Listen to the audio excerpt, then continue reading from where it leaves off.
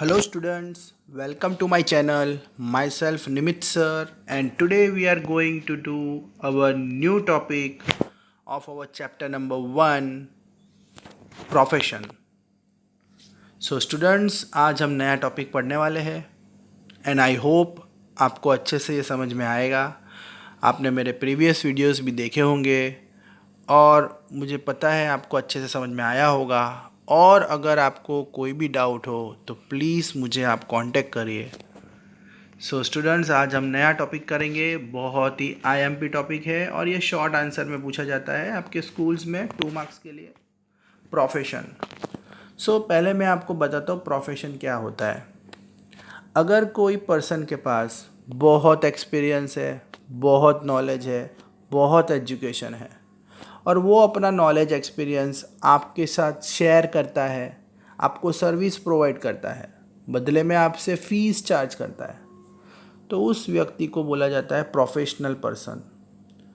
और वो जो काम कर रहा है उसे बोला जाएगा प्रोफेशन। जैसे मीनिंग में मैंने बताया है, a person with a specialised knowledge, एक ऐसा पर्सन जिसके पास कोई पर्टिकुलर फील्ड में बहुत नॉलेज है। स्पेशलाइज्ड नॉलेज का मतलब, जैसे आपने देखा होगा जो अकाउंटेंट होंगे तो उनको अकाउंट्स के अंदर ही सिर्फ पूरा नॉलेज होगा। कंप्यूटर वाले हैं तो उनको कंप्यूटर में पूरा नॉलेज होगा। Right students.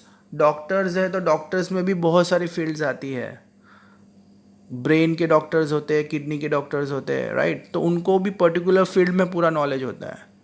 तो अगर कोई इंसान के पास पर्टिकुलर स्पेशलाइज नॉलेज है, उसमें उसने बहुत ट्रेनिंग ली है, उसमें उसके पास टैलेंट है और उसमें एजुकेशन है, मतलब उसने डिग्री ली हुई है, उसके पास डिग्रीज अवेलेबल है उस पर्टिकुलर फील्ड में, तो एंड वो आपको सर्विस देता है, बदले में वो आपसे क्या चार्ज करेगा? फीस। मतलब जो प्रोफेशनल पर्सन है वो आपको सर्विस देता है। जैसे आपने देखा होगा जो सीए होते हैं वो आपका इनकम टैक्स का फाइल बना के देते हैं, राइट। तो वो आपको सर्विस दे रहे हैं, वो आपका टैक्स रिटर्न फाइल कर रहे हैं, बदले में वो आपसे फ़ीस लेंगे। डॉक्टर्स आपको ट्रीट करते हैं, आपकी बीमारी को दूर करते हैं, बदले में आपसे फ़ीस लेते हैं। उनके पास इतना नॉलेज होता है कि वो आपकी कोई भी बीमारी को ठीक कर सकते हैं। तो इसे बोला जाता है प्रोफेशन। बदले में आपको फ़ीस प्रोवाइड करनी पड़ेगी। वो आपसे सैलरी नहीं मांगेंगे, वो जॉब नहीं कर रहे हैं, वो आपको सर्विस दे रहे हैं, वो खुद की ऑफिस चला रहे हैं। डॉक्टर्स है तो खुद का हॉस्पिटल चला रहे हैं, सीए है तो खुद की ऑफिस चला रहे हैं, right. A professional has to obtain membership of respective professional association. तो जो प्रोफेशनल इंसान होते हैं उन्हें अपने अपने एसोसिएशन के मेंबरशिप लेनी पड़ती है। मतलब एसोसिएशन का मतलब क्या होता है स्टूडेंट्स? इसमें जैसे सीए होते हैं तो सीए का एक खुद का ग्रुप होता है। जैसे हमारे इंडिया में सीए चलाने वाले एक ही इंस्टीट्यूट है, ICAI, institute of chartered accountant of India. Institute of chartered accountant of India. तो ये एक प्रोफेशनल एसोसिएशन है, वही आपको डिग्री देगी, वही आपका एग्ज़ाम कंडक्ट करेगी, राइट। तो आपको उनकी मेंबरशिप लेनी पड़ेगी। आपके पास एक मेंबरशिप नंबर आएगा, तभी जाके आप सीए की ऑफ़िस चालू कर सकते हो। अगर आप अपना सीए का ऑफ़िस चालू करना चाहते हो तो आपको इनके पास अब मेंबरशिप नंबर लेना पड़ेगा और तब you can do any kind of work. He has to obtain code of conduct of association. मतलब जो रूल्स एंड रेगुलेशंस बनाए हैं उसके हिसाब से आपको चलना पड़ेगा। मतलब जो प्रोफेशनल एसोसिएशंस ने जो भी नियम बनाए होंगे, जो भी मतलब आप लोगों के लिए लॉज सेट किए होंगे, उसका आपको पालन करना पड़ेगा। अगर आप उनके हिसाब से नहीं चलोगे तो आपकी डिग्री वो वापस ले लेंगे। जैसे मैं आपको एग्जांपल के तौर पे बताऊँ तो आप सीए की तरह काम कर रहे हो और आपने बहुत सारे स्कैम किए हैं, आपने बहुत सारे फ्रॉड किए हैं और इनको पता लग जाता है कि यार हमने तो एक गलत इंसान को डिग्री दी है, हमने एक गलत इंसान को मेंबरशिप दी है, तो वो आपकी डिग्री को जब्त कर लेंगे। जैसे डॉक्टर्स होता है तो डॉक्टर्स की भी एक पर्टिकुलर ऑर्गेनाइजेशन होती है। उसमें आपको अगर डॉक्टर में अगर आपको हॉस्पिटल चालू करना है और आप डॉक्टर की तरह प्रैक्टिस करना चाहते हो और तो आपको रजिस्ट्रेशन नंबर लेना पड़ेगा जो डॉक्टर की ऑर्गेनाइजेशन का होगा, और आपने कोई गलत काम किया, आपके वजह से बहुत सारे पेशेंट्स मर गए, तो वो ऑर्गेनाइजेशन आपकी डिग्री को जब्त कर लेगी, आप ज़िंदगी में कभी भी प्रैक्टिस नहीं कर पाओगे।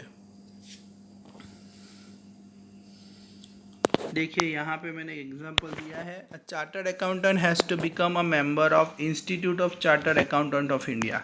अगर आप फ्यूचर में सीए करोगे तो आपको इनकी मेंबरशिप मिलेगी।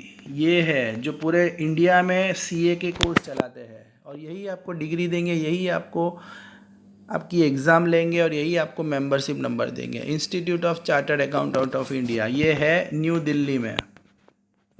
न्यू दिल्ली में इसकी मेन ब्रांच अवेलेबल है।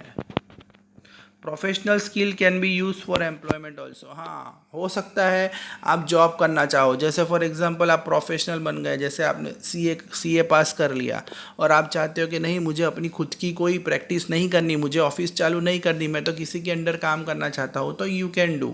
जैसे डॉक्टर्स भी होते हैं तो वो खुद का सारे डॉक्टर्स खुद का हॉस्पिटल चालू नहीं करते, वो किसी के अंडर कोई हॉस्पिटल में काम करते हैं, तो बदले में उनको सैलरी मिलती है। अगर आप किसी के अंडर काम करोगे तो you will get the salary, you will not gate fees. आप खुद का कुछ चालू करोगे या खुद का ऑफिस चालू करोगे या खुद का हॉस्पिटल चालू करोगे, then you will get the fees, you will not get the salary. जैसे यहाँ पे एग्जांपल दिया है, CA provide service in company and in return charge salary. कोई सीए है, चार्टर्ड अकाउंटेंट है, उसने खुद का ऑफिस चालू नहीं किया, वो कोई कंपनी में काम कर रहा है, तो बदले में उसे सैलरी मिलेगी।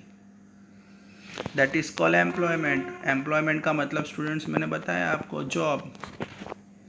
कैरेक्टरिस्टिक्स, प्रोफेशन के कैरेक्टरिस्टिक्स, तो जब भी आपको यह क्वेश्चन पूछा जाएगा तो आपको इंट्रोडक्शन भी लिखना है और कैरेक्टरिस्टिक्स भी लिखना है।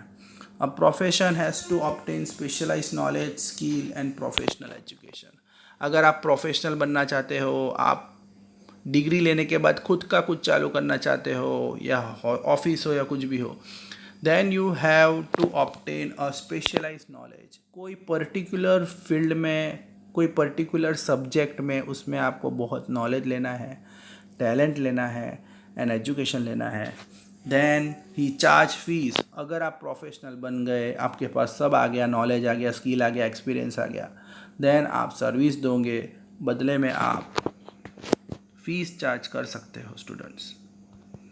The main objective of professional is to provide service. जो प्रोफेशनल पर्सन होता है वो अपने कस्टमर को, अपने क्लाइंट को सर्विस देता है।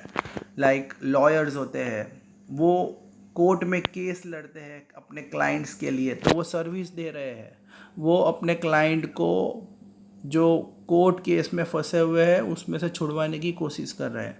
डॉक्टर्स आपको सर्विस दे रहे हैं। टीचर्स के पास भी एक पर्टिकुलर सब्जेक्ट में बहुत नॉलेज होता है, वो अपना नॉलेज आपके साथ शेयर करते हैं, बदले में आपसे फीस लेते हैं। It is an independent activity, क्योंकि प्रोफेशनल जो होते हैं वो किसी के ऊपर डिपेंड नहीं होते हैं, वो अपने हिसाब से चलते हैं, वो किसी के अंडर काम नहीं करते, वो चाहे उतनी फ़ीस ले सकते हैं। तो it is an independent activity होता है। मतलब आपने देखा होगा तो जो लॉयर्स होते हैं, अलग अलग लॉयर्स की अलग अलग फ़ीस होती है। कोई अगर अभी फेमस लॉयर नहीं होगा तो वो कम फीस लेगा, और बहुत नामचीन लॉयर्स होगा तो वो ज़्यादा फीस आपसे चार्ज करेगा। वैसे ही आपने देखा होगा टीचर्स, बहुत एक्सपीरियंस टीचर्स होंगे तो वो फीस ज़्यादा चार्ज करेंगे। तो अपने अपने हिसाब से चलते हैं, इंडिपेंडेंट होते हैं, किसी के ऊपर डिपेंड नहीं होते हैं। The professional has no activity related with production. और ये जो प्रोफेशनल पर्सन होते हैं वो कोई फैक्ट्री में जाके कोई सामान नहीं बनाते हैं। They are not related with production. उन्हें सामान बनाने से कोई लेना देना नहीं है। जो प्रोफेशनल इंसान होते हैं वो सिर्फ सर्विस देते हैं। उन्हें फैक्ट्री में क्या सामान बन रहा है क्या नहीं बन रहा, उनसे कोई लेना देना नहीं है। And it is necessary to obey code of conduct. Code of conduct का मतलब जो लॉज बनाए हैं, जो नियम बनाए हैं आपके प्रोफेशनल एसोसिएशन ने।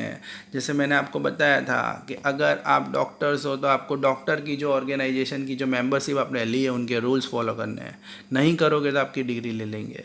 वैसे ही लॉयर्स होते हैं, जो वकील होते हैं, उनकी जो ऑर्गेनाइजेशन होती है उसको बोलते हैं बार काउंसिल ऑफ इंडिया। ये न्यू दिल्ली में है इनकी मेन हेडक्वार्टर्स।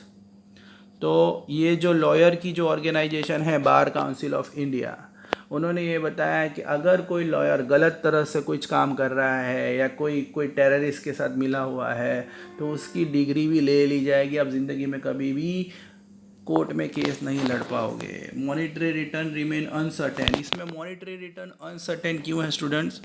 क्योंकि देखो आप प्रोफेशनल हो और अगर आपने अपने क्लाइंट को अच्छी सर्विस प्रोवाइड नहीं की तो हो सकता है कि आपके पास जो फीस आने वाली है वो नहीं है।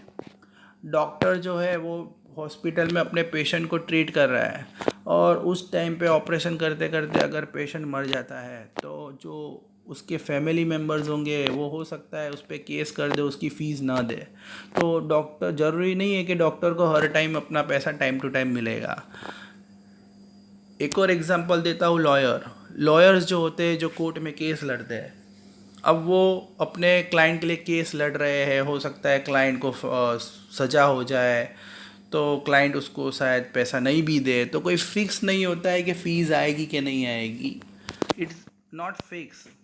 Okay okay students, so this is the topic of our profession and जो मैंने आपको जो भी मैं आपको वीडियोस में समझाता हूँ वही आपको बुक्स में लिखना है, उसके अलावा कुछ नहीं लिखना है। आप इतना भी स्कूल में लिखोगे तो आपको फुल मार्क्स मिलेंगे।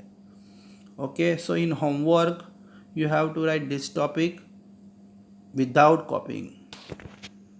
Thank you.